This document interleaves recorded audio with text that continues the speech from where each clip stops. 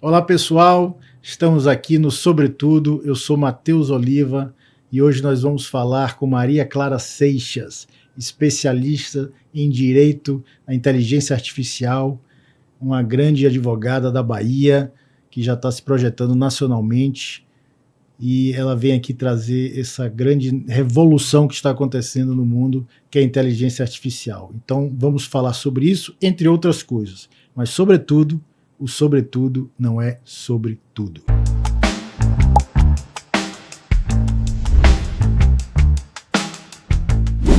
Então, Maria Clara, prazer realmente ter você aqui. Venho vendo a sua brilhante trajetória, né? Você pegou aí cedo, né? Uma pioneira nesse setor, eu diria. Com certeza aqui na nossa Bahia, sim. E acho que é uma das pioneiras do Brasil no enfoque jurídico, os impactos, né? De maneira 360 graus, né, holística da inteligência artificial no ramo do direito. Então, é muito bom que os aspirantes à carreira nos ouçam, os praticantes da carreira nos ouçam, né, os magistrados, procuradores, né, até mesmo a parte que está tão em voga no Brasil, penal, criminal, policiais, né, federal, civil, militar, enfim. A palavra é sua. Vamos começar com uma pergunta. Como é que está o impacto no dia a dia do advogado com a utilização da inteligência artificial no seu dia a dia? Qual o impacto? Há um medo de se estar criando desemprego, né? Como é que você vê isso? Uma ótima pergunta. O que eu vejo hoje que está acontecendo, né? Tem uma frase que está se tornando meio senso comum, que fala assim: você não vai ser substituído por uma máquina, né? O advogado não vai ser substituído por um robô, mas o advogado vai ser substituído pelo advogado que não utiliza os robôs, as inteligências artificiais. Já está se tornando um termo comum isso, mas eu acho que é muito, muito além de simplesmente falar em utilizar a inteligência artificial. Eu acho que 90% dos advogados, assim, mais, né, que estão mais na ativa, já estão olhando, no mínimo, alguma inteligência artificial para redigir algum documento, fazer alguma análise, né? Usos pontuais. Eu acho que, na verdade, as pessoas ainda não perceberam que o impacto da inteligência artificial no setor jurídico, o impacto que tem em você produzir uma peça mais rápido é a pontinha do iceberg, assim. É um brinquedinho que a inteligência artificial pode fazer. O impacto jurídico, eu acho que vai ser muito maior. A gente está falando de um impacto em todo o sistema jurídico, então toda a racionalidade do direito, a criação de um devido processo tecnológico, o CPC antigo não vai mais valer só. A gente precisa entender quais são as tecnologias que estão sendo utilizadas dentro do processo. Dentro do juiz, que decide usando inteligência artificial, que vai analisar as peças utilizando inteligência artificial, que inteligência artificial ele usa, é uma inteligência artificial que vai conversar com a que eu uso no meu escritório, ou será que eu vou ter alguma desvantagem dependendo do sistema que eu opte por utilizar? Então, uma série de repercussões dentro da estrutura mesmo do processo, digamos, contencioso, e também nos próprios escritórios de advocacia, que a gente tem que pensar, né, muito mais em não só usos pontuais de ferramentas, mas em uma governança dessas ferramentas. Aí a gente pode pensar em uma construção ética de ferramenta, ferramentas legais, vazamento de dados, impedir alucinações, vários temas que a gente pode ir entrando, mas também pensar em a gente ter um processo simbiótico no escritório, né? A gente não vai ganhar tanto se a gente achar que vai ser só para redigir um documento e não pensar em integrar próprio potencial cognitivo da inteligência artificial para melhorar o nosso serviço. Não só ganhar produtividade, né, mas ter um produto que vai conseguir perceber nuances que a gente não tinha percebido, correlacionar dados que a gente não tinha feito, né, trazer realmente um produto com a qualidade melhor. E é isso que eu acho que a advocacia ainda não está olhando tanto. Eu acho que está só olhando o ganho que vai ter em redigir um documento. Tá, mas o produto, a simbiose seria o produto da peça em si ou da argumentação? Eu acho que dos dois. A simbiose, assim, pode ser desde o processo, até pensando na estrutura administrativa do escritório. Então, assim, um cliente envia documentos para o escritório. Um Aí enviou 10 da sistema. noite. O advogado não está vendo o documento 10 da noite. Mas se ele envia para um sistema, ou né, para o próprio e-mail, que está com integração com alguma inteligência artificial, que vai coletar aqueles documentos todos, já vai analisar, fazer um resumo, um sumário daquilo. Quando o advogado chega ali 8 da manhã no escritório, ele não recebe só as informações brutas que o cliente enviou. Ele já recebe uma análise qualificada, com indicação de quais documentos complementares deve pedir, o que é que ele deve conversar, né? Quais são as sugestões de próximos passos. Deixa eu ver se eu entendi. Por exemplo, você está com um processo, você está com uma parte que você está defendendo um determinado assunto, e nesse assunto tem uma questão imobiliária, vamos dizer assim, né? Um problema que aqui no Brasil é bem complicado, né? De cartório, titularidade, essa coisa toda.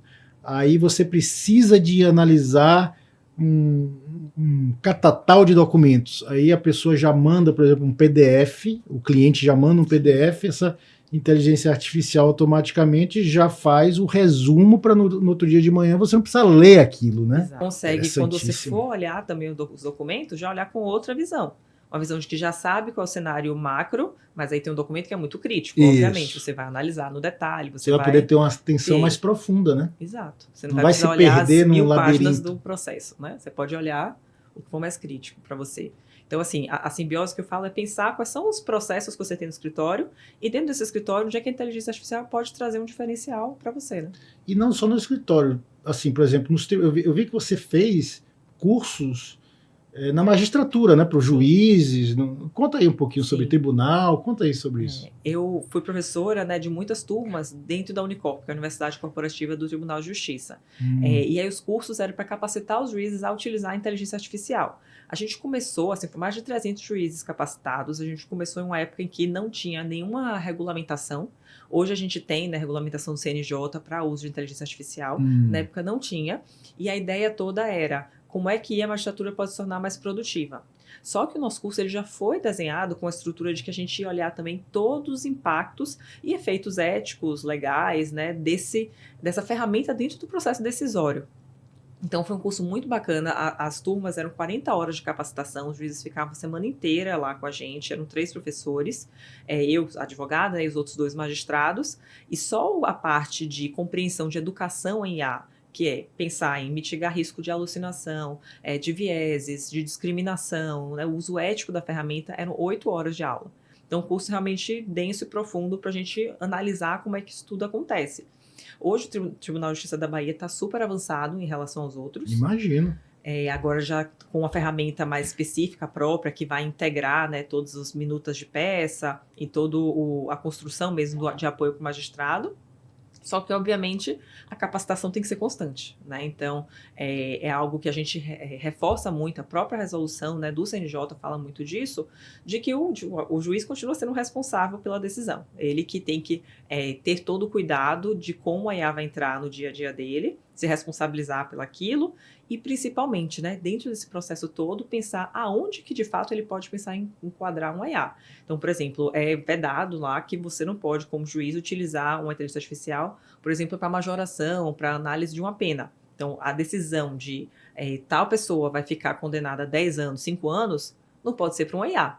De até jeito porque nenhum. a IA o fator humano também. Exato, e a IA ela trabalha com probabilidade, né? Então, assim, vai ser um chute, né? O número, a pena de alguém. Então, já tem vários itens que são vedados o uso.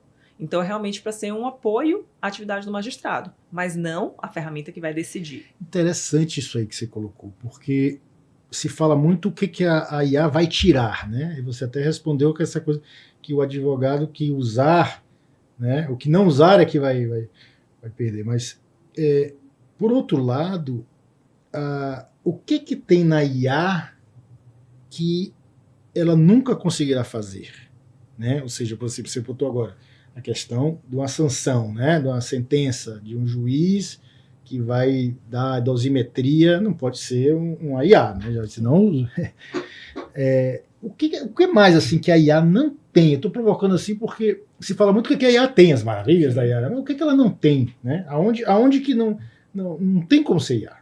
Tem que ser humano, né? Onde é que você enxerga isso? Eu acho que um dos principais pontos que a IA não tem é, como ela é sempre condicionada, as IAs que a gente fala hoje, a maioria é inteligência artificial generativa, né? Que teoricamente gera algo novo, mas ela só gera algo novo a partir de fatos do passado. Então, no âmbito jurídico, o que eu vejo uma deficiência grande é uma capacidade criativa de real inovação. Mas não aquela inovação de, eu vou criar um documento novo, vou criar uma imagem nova. Isso ela faz. Só que ela faz tudo isso com base no que ela foi construído de banco de dados do passado. Exato.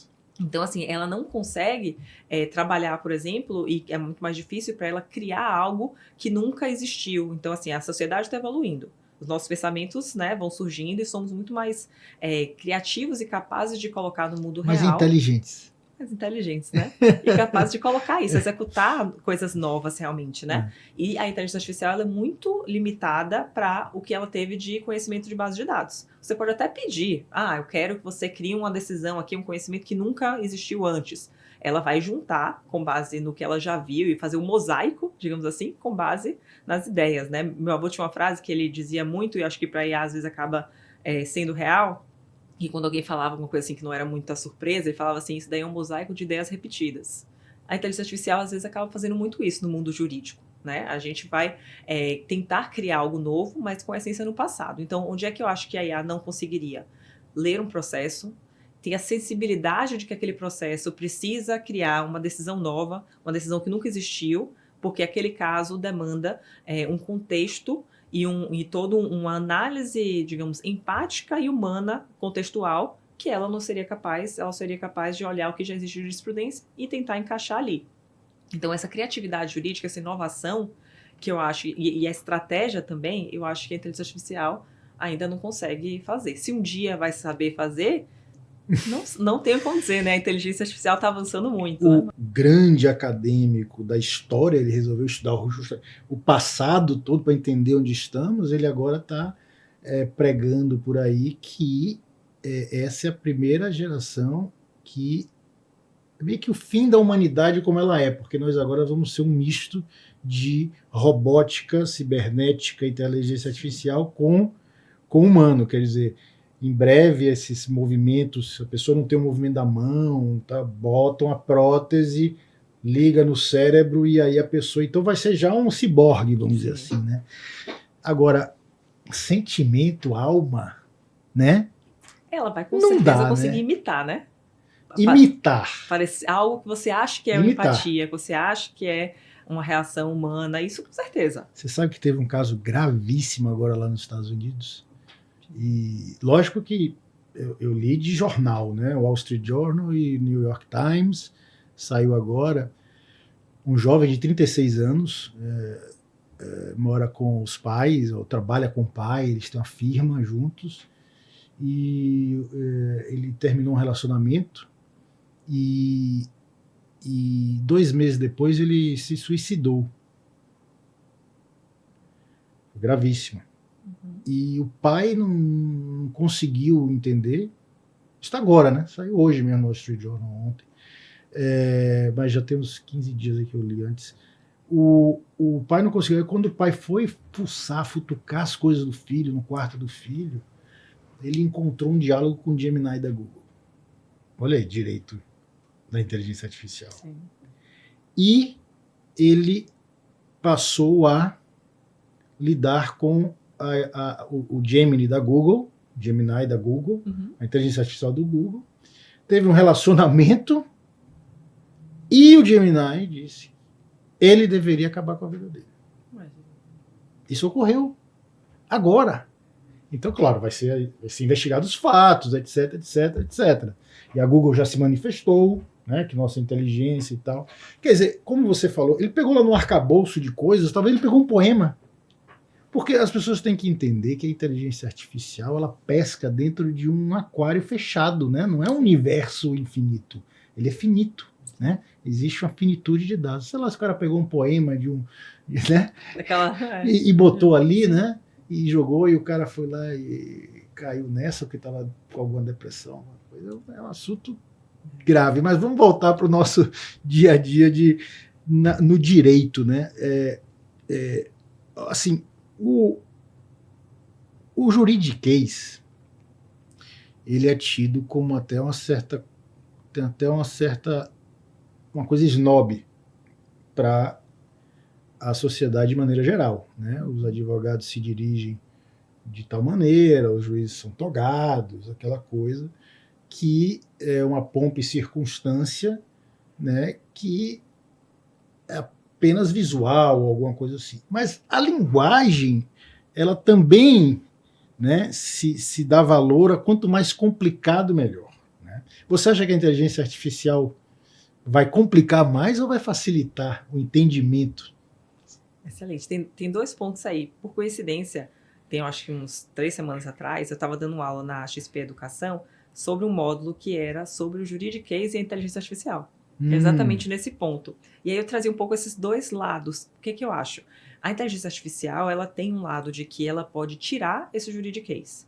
Então, até num processo dentro do escritório, às vezes a gente é muito... a gente tem uma exigência de ter que entender aonde que se aplica ou não o juridiquês, né? Então, numa peça para um juiz, determinados termos, formas de escrita, vai fazer com que o juiz ache que não, esse advogado aqui é bom, esse advogado é erudito, entende tais, leu, né, determinadas doutrinas. Então, é interessante, às vezes, para o posicionamento no meio de uma linguagem, né, mais técnica jurídica. Mas aí você pega essa mesma linguagem, se você aplicar para o seu cliente não vai gostar. Seu cliente fala, não estou entendendo nada, não sei quais são os riscos envolvidos na decisão, não sei qual a probabilidade, não sei o que você está fazendo. Então, distancia, às vezes, o advogado do cliente. E a inteligência artificial consegue transitar nesses 2 meios. Então, um dos exemplos que eu estava dando era a criação de um assistente, que ele receberia, por exemplo, uma decisão de um juiz, e ele faria já uma minuta de e-mail para o cliente, traduzindo o que foi aquela decisão. Então, você recebeu, e aí você já diz, não vai falar que teve procedência dos embargos de declaração. Você vai explicar o que é que isso significa para o cliente de linguagem simples, acessível. Então, a IA ela é muito boa em transitar entre diferentes linguagens e tons diferentes, né? Dependendo de quem for o interlocutor, quem estiver ali envolvido, ela é muito boa para isso. Por outro lado, em determinados momentos, dependendo de como você está usando essa inteligência artificial, se for uma genérica, né, que não é treinada para o universo jurídico, pode ser que ela não saiba o rigor técnico que tem por trás de determinados termos. Então, uma das coisas que a gente dava uma dica é você criar um glossário para essa sua inteligência artificial. Isso serve para a área jurídica, mas qualquer outra área. Se você tem uma área muito técnica...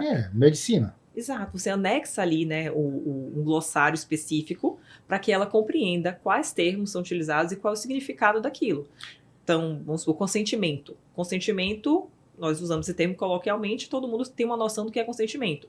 Mas se eu estiver falando dentro de um âmbito de direito digital, de proteção de dados, consentimento tem um conceito específico dentro da LGPD. Então, eu vou precisar que ela entenda o que é considerado consentimento naquele contexto jurídico. Então, um glossário também é bom para orientar a inteligência artificial. Perfeito. A dificuldade em termos de... A palavra tem muita força, né? E a palavra é distorcida. Sim. Por nós mesmos, né? Tem gente que fala, usa vários termos. Eu acho até a nossa política mesmo é quem mais distorce hoje, né?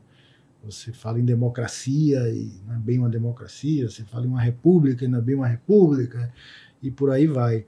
E tem uma dificuldade, né? Por exemplo, vamos falar aqui, tem um banco, até o assunto aí em voga é banco, mas tem um banco da praça, né? Então tem banco de dinheiro, banco de praça, e aí? O banco banco de areia, né? E navegação. Navegação tem um banco, a praça tem um banco e a conta corrente tem um banco, né? E como é que... Aí já no juridiquês você tem palavras mais elaboradas. Como é que a inteligência artificial não vai errar? E aí, como é que é isso? Você acha que tem caminho dela não errar nisso? Porque já pensou você ter que revisar o que ela fez? Por exemplo, ela leu aquele catatal que a gente falou. Aí ela mandou para o advogado aquilo tudo. Mas e se ela omitiu um negócio, se ela errou? Como é que vai ser isso? Esse é um grande risco. Primeiro que ela pode omitir algo que ela não achou relevante e era relevante, né, para o olhar humano, para a sensibilidade humana. Até porque, como ela é treinada por meio de probabilidade, ela é um modelo estatístico. Então, vamos supor que 99% das situações tem determinado documento que não é relevante. Então, pode ser que ela vai pular ou não vai olhar com o devido cuidado aquele documento. Mas, se você for olhar com o olhar cuidadoso de um advogado, pode ser que aquele documento mude, por exemplo, todo o prazo e toda a questão de uma prescrição de um processo. Então, é importante a gente olhar e sempre revisar. Eu acho que nada crítico hoje a gente consegue confiar absolutamente para um IA sem a revisão. Eu acho que sempre tem que ter o processo de revisão. Como é que a gente diminui esses riscos de erro, de omissões ou até de alucinação, né, de entendimento diferente dos contextos? A gente pegando esse oceano, que esses largos modelos de linguagem, né, são criados, e colocando dentro de umas piscinas. Então, criando agentes de inteligência artificial específicos. O glossário que você falou. O glossário, treinando modelos para o seu uso. E aí ele vai saber que, se você está dentro do âmbito de navegação, provavelmente aquele banco ele não vai estar se referindo ao banco da praça. Ainda pode ser o banco ali financeiro ou no mar, né? Mas ele já vai limitar, porque dentro daquela piscina, a probabilidade do termo banco ser aplicado daquela maneira é X. E aí ele vai calculando. Então a gente restringir um pouco esse limite ali de acesso, né, aos conhecimentos ajuda a diminuir essa chance de alucinação. Mas sempre vai existir. Agora, de uma forma geral, eu diria que na grande maioria das vezes, a inteligência artificial ela tem a chance de, pelo menos, mesmo com o processo de revisão, ainda fazer com que você ganhe, né, muito tempo. Sim, produtividade. Produtividade, assim, total. É impressionante, né? Aliás, a primeira vez eu fui eu fui um usuário muito cedo, muito precoce, assim que lançou no ChatGPT, eu lembro que lançou assim em dezembro, novembro de um ano, do 22. Quase 3 anos, 3, 4 anos. De 22, né? Houve aquela. Em janeiro eu já estava ali alucinado com aquilo e você fica impressionado. Só que a partir daquele dia até hoje, a partir que o ChatGPT foi lançado até hoje, o que eu tenho notado? Você falou em probabilidade estatística. Aonde é que a estatística é mais usada? Na média. Qual é o termo mais usado? São dois termos que a estatística mais usada na boca do povo. Vamos dizer, média e moda. Moda é um termo estatístico. Média também. O que está acontecendo é que todo mundo passou a se achar um grande escritor, porque ficou fácil, né?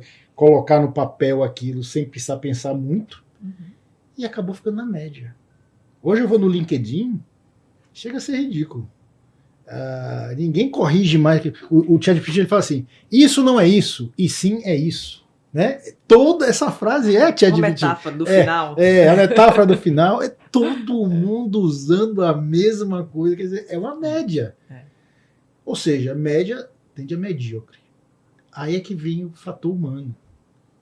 Quem é que vai levantar? E como todo ser humano tem os advogados medíocres, tem médicos medíocres, tem guarda de trânsito medíocre, tem os bons, tem tudo, né? Tudo tem um bom e o ruim. E a inteligência artificial vai deixar uma média ali. Eu acho que um recado para o pessoal é que não fique abaixo da inteligência. Ela não está acima de você. Ela não é inteligente, gente. Sim. Você concorda com isso? Concordo. Mas eu ainda acrescentaria um detalhe. No âmbito, né, geral, no contexto brasileiro, o que eu sinto também é que essa média elevou um pouco a qualidade, porque a gente tinha, na advocacia, você via muito isso, pessoas que o outro lado muito mal. Muito mal, perfeito. Ajudou muito. Até distorce. Você vê quando um texto muito organizado, você fala assim, não foi desse cara, porque eu sei que esse cara não escrevia assim. Não, então, concordo, assim, para algumas pessoas elevou o nível. Perfeito, elevou né? muito. E trouxe todo mundo para uma média mais aceitável. Você me lembrou de um dado aqui, eu recebi uma coisa assim, e era tão bem escrito, tem uns 2, 3 anos isso, né? Eu falei, isso aqui é inteligência. E estava no começo, isso aqui é inteligência artificial. Não é possível. E quem usa muito detecta, né? Essa forma de escrever. A média, ritmo. Né? O ritmo é igual. Todo mundo escreve igual, né? Mas você tem toda a razão. Está possibilitando muita gente que não sabia escrever ou não tinha capacidade de escrever. Não estou falando de tempo, não. Estou falando de, como você falou, né? Escrevia mal e está escrevendo bem. Isso é verdade. Mas aí bate no topo, né? Sim. Bate no topo. E eu acho que a exigência do mercado nunca é o que está na média, como você trouxe. A exigência do mercado vai ser o que está acima. Pois é. Então, assim, e eu acho que isso ajuda, por exemplo, poderia ter uma pessoa que escrevia muito bem, mas na hora de revisão, às vezes, acabava passando em algum errinho, algum typo, alguma coisa assim. A inteligência artificial já pode ajudar nisso. Então, até quem já estava muito bem, pode, né, utilizar para revisar, para auxiliar em algum ponto ali que tem alguma deficiência, para melhorar ainda mais. Porque eu acho que o nível elevou bastante, né? Se todo mundo está aqui, então agora a sua escrita tem que ser ainda muito melhor. Melhor ainda. Uma coisa assim, interessante que me causa assim, um certo... Eu já li sobre isso, né? Não sei se... que já... Você pode... O sistema da inteligência artificial é meio que assim, não tem um compliance lá dentro do ChatGPT. Então, você está colocando toda a sua vida ali. E estão coletando esses dados, né? DeepSeek, a China, o ChatGPT, Estados Unidos, o Gemini, o Google, Estados Unidos. Quer dizer, estão coletando dados da sua vida. Porque as pessoas estão interagindo com a inteligência artificial como se fosse um ser, né? E aí, como é que fica isso? A pessoa está exposta? O que a pessoa... Você como é que a pessoa deve se portar em relação aos seus dados pessoais perante o ChatGPT? Você tem alguma dica para isso? O chat, especificamente, a gente tem algumas possibilidades, né? Qual que é, assim, até de entrar nisso, a grande questão? Primeiro que a gente tem as formalidades jurídicas do que essas empresas falam que fazem com os nossos dados nos termos de uso, nas políticas de privacidade. E aí depois você tem o lado de se você acredita ou não na implementação do que ele está falando ali no discurso, né? Muitas ferramentas, principalmente as ferramentas americanas, europeias, sempre tem um termo, né, de uso e detalhes das políticas. Algumas ferramentas chinesas você nem encontra em português, nem encontra traduzido, né? Então já tem um passo assim mais difícil ainda de você confiar. O ChatGPT, por exemplo, ele tem algumas possibilidades, inclusive de configuração, para você diminuir a exposição do seu dado. Então, se você tiver na versão gratuita, ele vai vir já configurado, em que os dados que você utilizar ali, que você colocar, vai ser utilizado para o treinamento do próprio modelo. Se você quiser, você desabilita. O que é que isso traz de repercussão para fora? Né? Diminui a chance de alguma informação que você colocar ali aparecer numa pesquisa de outra pessoa. Né? Então, restringe um pouco mais aquele seu uso. Mas a empresa em si, né, a OpenAI, ela tem acesso a todas essas informações. Tá com os dados lá. E aí, quando vem também uma questão de preocupação adicional, talvez para o cidadão comum ele nem pare para se preocupar com isso. Mas quando a gente começa a ter, por exemplo, acordos do governo com esses modelos. A gente teve recentemente uma discussão, né? De um lado ficou a OpenAI e do outro lado a Anthropic, que é a empresa da Cloud, por conta dessa questão do relacionamento com o governo americano, que o governo americano quer colocar uma pressão para poder, né, ser mais um instrumento para ele, o que as pessoas fazem usando essas ferramentas. Então a gente não tem garantia hoje sobre nada. Teoricamente, o termo de uso do ChatGPT não permitiria que outras finalidades dos nossos dados fosse feita além do que está descrito ali. Consigo dar certeza absoluta? Não. Até por isso eu acho às vezes interessante você tentar manter os seus dados dentro do mesmo ambiente. Um exemplo, né? Você tem o e-mail do Gmail, você usa a nuvem, né, do Google também para isso. Então, talvez fosse interessante você usar o Gemini como a sua ferramenta de IA, né, prioritária, porque vai estar tudo dentro de uma empresa só. Você já está assumindo risco, porque o e-mail está lá, a nuvem está lá, então diminui o risco quando você usar uma IA de lá também. Ou dentro da Microsoft, né? Você utilizar o Copilot. Então, você utilizar, às vezes, IA do que já faz sentido dentro daquele seu contexto, diminui um pouco esse risco. Né, de ter mais um terceiro tendo acesso aos seus dados. Mas hoje a gente não tem garantia. Então, na advocacia mesmo, não coloque nenhum dado. É o processo que está em segredo de justiça, não coloque. Tem uma sensibilidade maior. Um advogado trabalha na área criminal. Pois é. Fotos comprometedoras, questões assim, eu nunca recomendo colocar. Pois é, agora mesmo está num caso aí, esse caso que o Brasil está vivendo aí, essa terrível, e parece que o contrato lá que foi feito pelo escritório da Viviane Moraes, se eu não me engano o nome dela. Sim. Ela estão dizendo que a Polícia Federal pegou plágio e utilização de ChatGPT. Terrível, terrível. Mas eu tenho muito receio desses dados, assim, muito receio do que pode ser feito, né? Então eu tento travar tudo, eu tento blindar tudo, não boto nada, nem notificação. E, gente, vocês têm que ter cuidado, porque quando eu lembro de como o Facebook foi criado, né? Foi criado para dar nota das meninas da escola lá de Harvard, quem era mais bonita, quem tinha era para dar nota, uma coisa até né, misógina, né? Uma coisa assim, e virou uma plataforma comercial estrondosa e social, né? Que influencia eleições. Influencia eleições. É um negócio tá na mão, né? E voltando aqui, a gente falou de ChatGPT, americano, DeepSeek. Tem alguma... Como é que está o ambiente de criação de IA no Brasil, no direito? Já existem ferramentas criadas, já tem gente trabalhando isso. Como é que você está vendo isso? Até dentro dos tribunais ou dentro dos escritórios. Você começou falando de escritório. Tem alguma coisa nesse sentido, você tem visto? A gente tem algumas frentes de desenvolvimento, né, de ferramenta no Brasil, algumas preocupadas em você ter acesso a um banco de dados que seja efetivamente nacional, então, pensando em soberania nacional, pensando em, por exemplo, na área jurídica, compreensão do modelo jurídico brasileiro também, né, porque muda, é completamente diferente do modelo americano, a forma de pensar, de redigir. Então, a gente tem várias legal techs, né, como a gente chama, pensando no modelo brasileiro. Né, algumas focadas em tribunal, Comitê do Tribunal de Justiça, né, daqui da Bahia, que tem a Elos AI, que é com base em uma empresa que já está em alguns... Aqui na Bahia já tem essa? Já Tem. tem uma empresa brasileira? Brasileira. O Tribunal de Justiça fez, né, já esse acordo com o Jurídico IA, e aí eles fizeram, né, uma inteligência artificial para o TJ, né, adaptada, que é o Elos IA. E tem vários outros tribunais também que já têm parceria com essa empresa. A gente tem um aqui baiano, inclusive, né, que eu acho que é uma das maiores referências, que é o Jus Brasil. Jus Brasil. Que tem todo um processo, já tinha, né, todo um processo de construção, né, de apoio ali, de acesso à nossa jurisprudência. Então, um banco de dados próprio e 100% aqui brasileira, e já era muito bom. E agora eles têm o jurídico IA. Dentro do processo, ele tem o Jus IA. E criado na Bahia essa empresa, né? Uma empresa de grande sucesso. Ele criou como se fosse um Google do jurídico, vamos dizer assim, né? Era um banco de dados onde você acessava tudo, é isso que é o Jus Brasil, né? Hoje, o processo, teoricamente, ele é público, né? Então, a gente tem a disponibilização com meios diários oficiais, mas ninguém consegue pesquisar naquilo ali.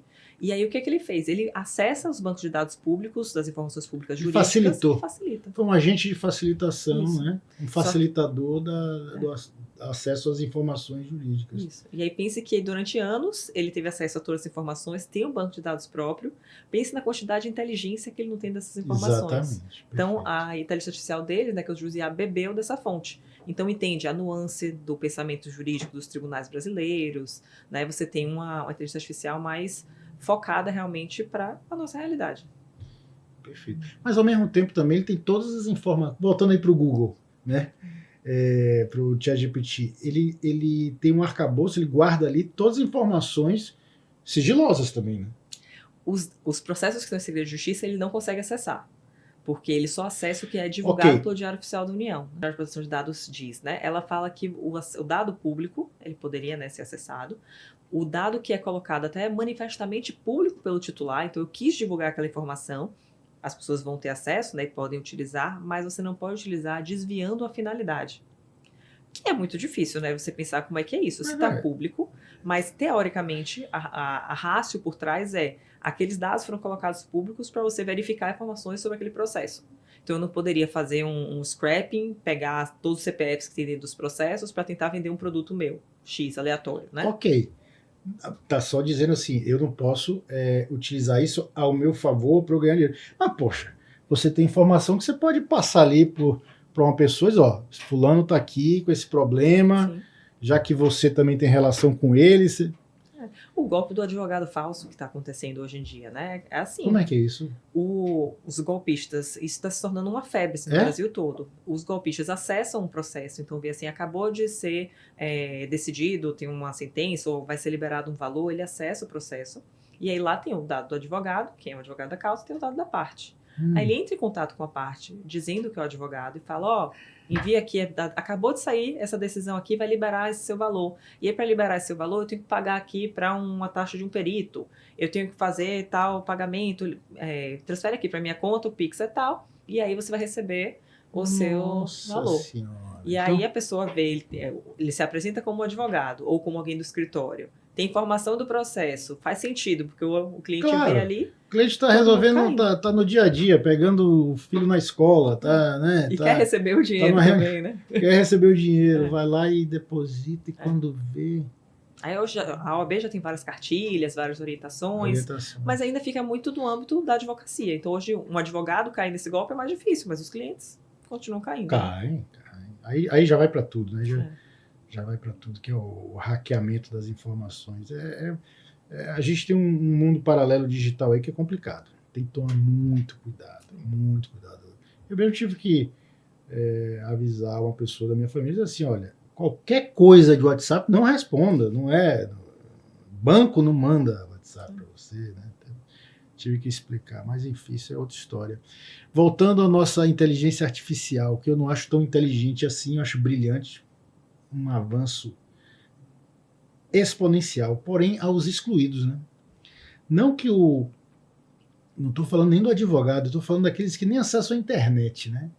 Então, como é que a inteligência artificial, do ponto de vista do direito de utilização da inteligência artificial, como é que você, como no fator humano, você tem assim uma pessoa que está ali se defendendo com um advogado que não usa inteligência artificial e aqui um advogado que usa artificial. Esse aqui vai ganhar, né? Não tem jeito. Sim, provavelmente. Porque até que o que usa inteligência artificial, ele vai saber como é que ele tem que fazer para convencer um juiz, por exemplo, né? A inteligência artificial do próprio juiz. Ele tem uma noção desse jogo, né? Dessa estrutura.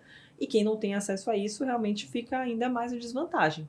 Que é o que a gente fala às vezes da paridade de armas, né? Mudou ainda esse processo de paridade de armas. Na realidade brasileira, a gente acaba tendo uma evolução, principalmente em determinados âmbitos, que a gente tem uma advocacia mais precária. Então, essa advocacia acaba também se capacitando um pouco mais se tiver acesso a SA. Um exemplo simples aqui, vamos supor, um advogado da área trabalhista, mas um advogado que não tem acesso a muitos recursos, né? Defendendo ali uma funcionária doméstica, por exemplo. Hoje, você pode criar um assistente sem curso nenhum, que vai ser um assistente que você vai programar ele para que ele atue como um perito médico do trabalho.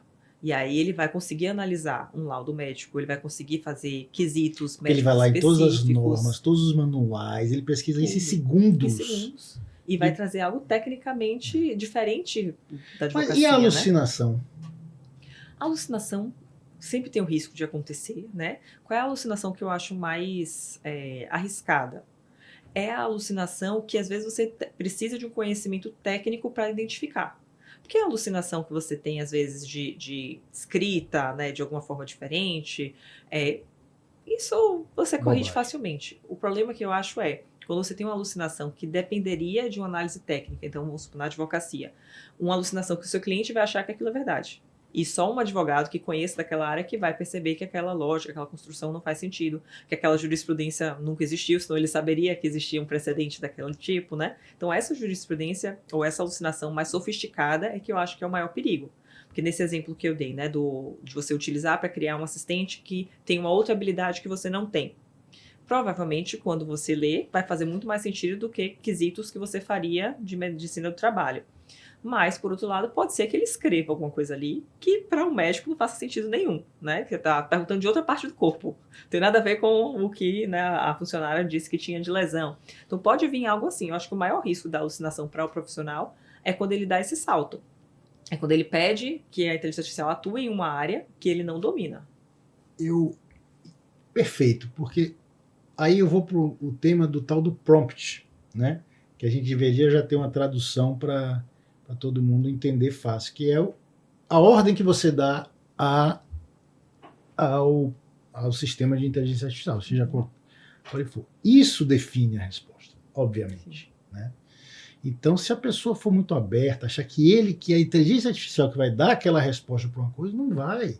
Você tem que dar o parâmetro, né, o caminho, concorda? Concordo. Por exemplo, se você domina um assunto, né? Determinado assunto, eu me lembro que eu fiquei discutindo logo no início, quando eu estava bem assim, entusiasmado, né, com a novidade. Eu continuo entusiasmado com o uso, mas a novidade, aí eu fui testando ele, né? E aí, uma certa hora, ele me respondeu uma coisa que eu discordei e falei para ele, olha, isso aqui está errado, porque você só está analisando a biografia dessa pessoa, um grande escritor mundial, famosíssimo. Eu estava falando de Nietzsche, né? O filósofo, que é um assunto que eu gosto, e a gente estava falando sobre a relação de Nietzsche com a aristocracia, etc, e ele teimou em dizer que Nietzsche ele era totalmente contra a aristocracia. E não era. No início da vida de Nietzsche, ele foi um encantado com a aristocracia. Depois houve uma grande decepção com a aristocracia, mas ele foi fanático pela aristocracia. Ele fez de tudo para participar daquele meio ali. Né? E depois não, depois ele passou a criticar. Né? E aí o ChatGPT fala assim, você tem razão, não sei o quê.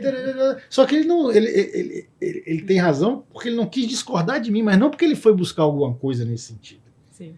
Aí eu já fiquei ali, poxa, não dá para confiar, né? Você tem que fazer alguma coisa para que ele realmente acerte. Nem que seja não foi nenhuma alucinação aí, né? Foi uma questão de uma limitação. Aí voltamos ao tema. Ele é limitado. O juiz, o magistrado, a equipe de um tribunal, quando você falou na utilização do... É o ELOS que você falou? Sim, Elos IA. O que o ELOS faz, por exemplo?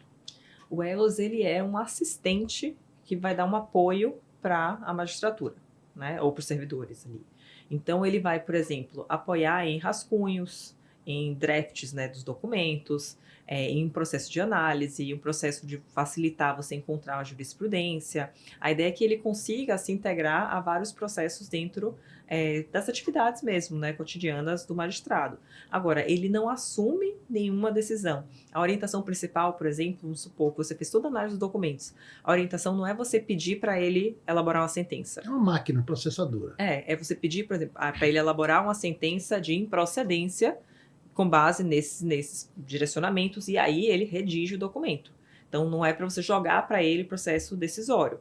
Então, a ideia é que a todo momento ele seja, né, só uma ferramenta e vai sempre tem que ter ali, né, um monitoramento humano e no final a responsabilidade é sempre humana.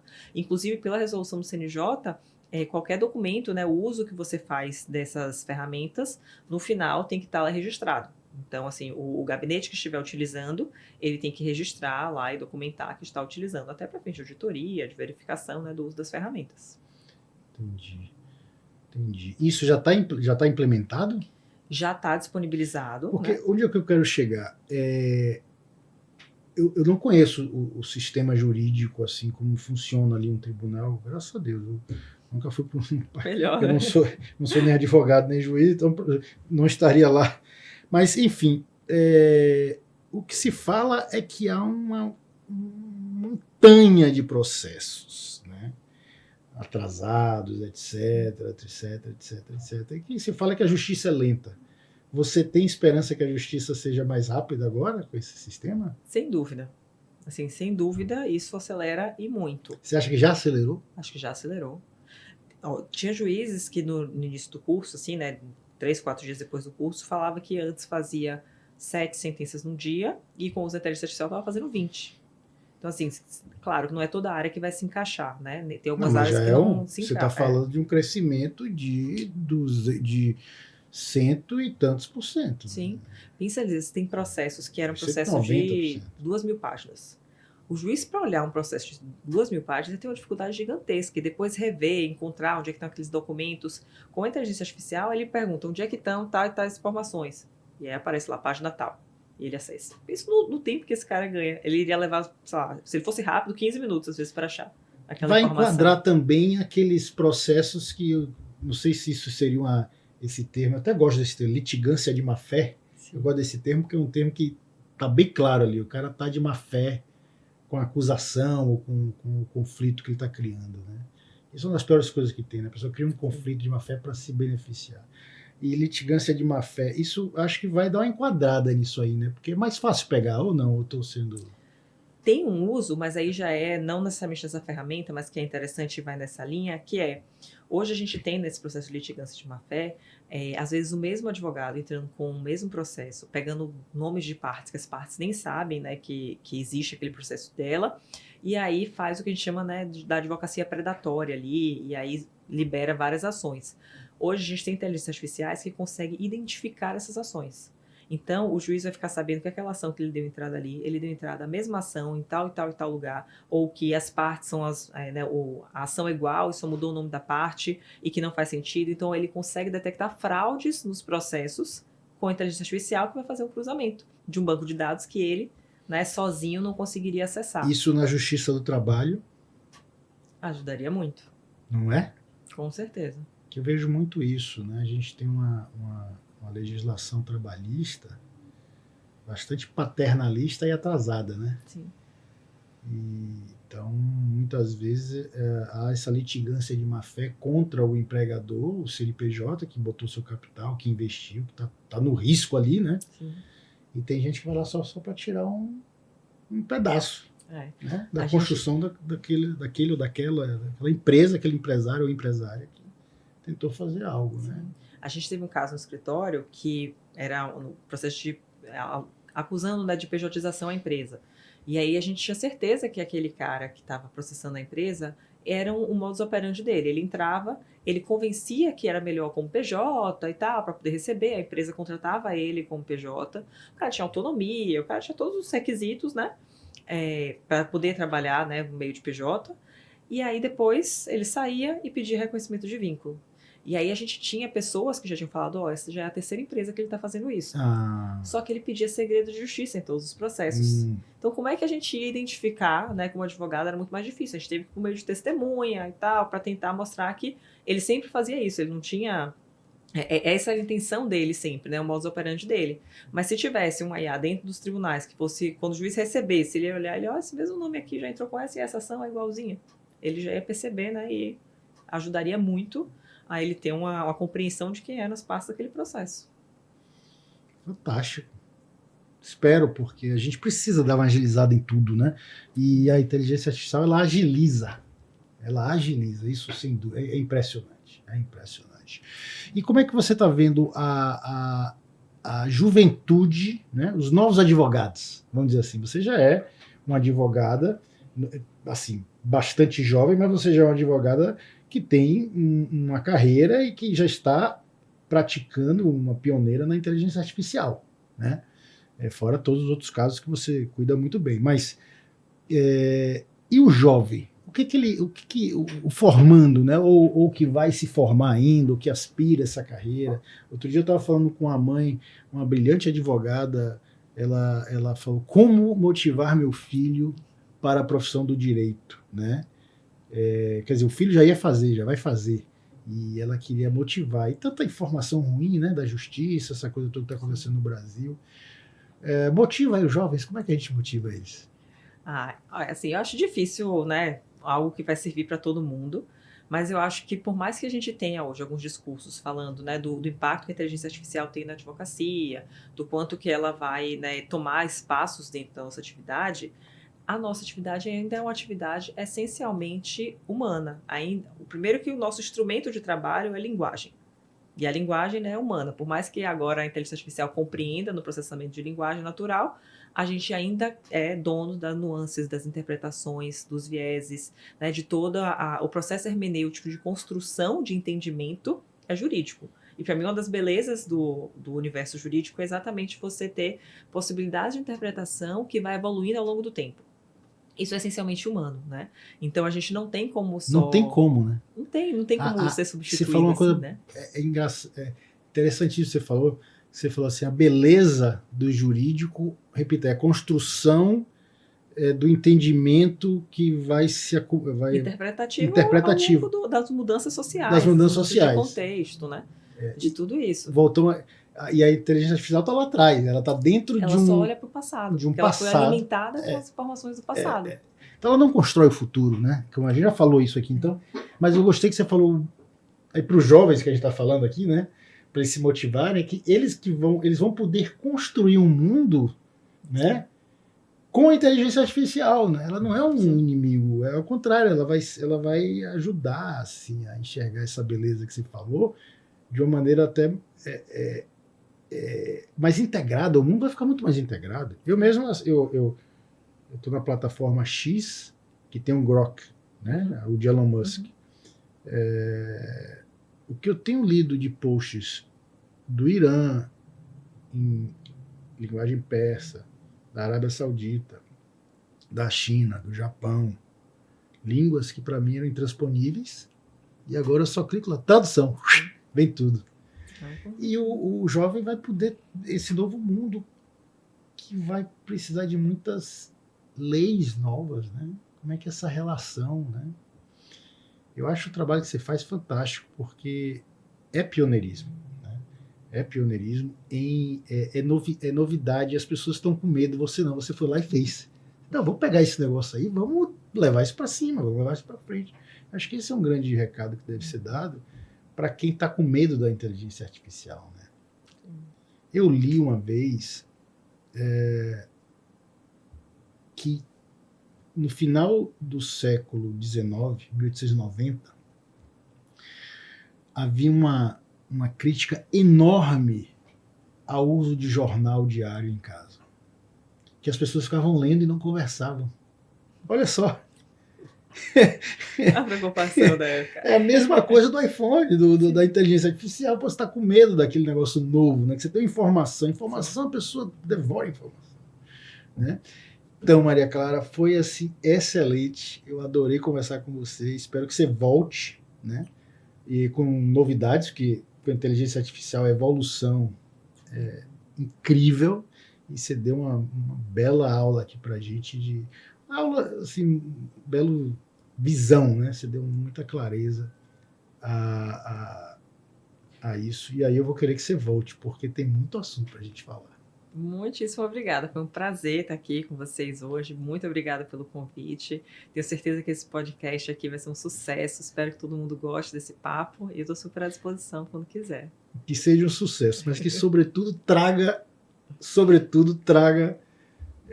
conhecimento, né? A gente precisa expandir. Esse é um benefício dessas redes sociais, da inteligência artificial. Tem um outro lado. Sim. Vou voltar à conversa. Antigamente eu já ficava maravilhado com o Google, até brincava assim. Depois do Google, só é ignorante quem quer. Agora, depois da inteligência artificial, só não é erudito quem não quer também, né? Porque você vai em tudo com profundidade, né? Isso no direito.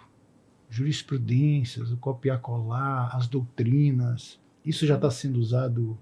Muito, muito assim. A gente acaba tendo uma compreensão de acesso à informação que antes a gente não tinha. Então, para localizar precedentes, localizar jurisprudências específicas, para pensar em identificação de risco, né? Pensando, a gente falou muito do direito contencioso, você usa direito sempre? Consultivo. Uso toda sempre. hora? Se você abre meu computador, tem pelo menos uns 4 diferentes abertas. Uso muito. 4 diferentes, não abas, mas ferramentas. Isso, ferramentas diferentes.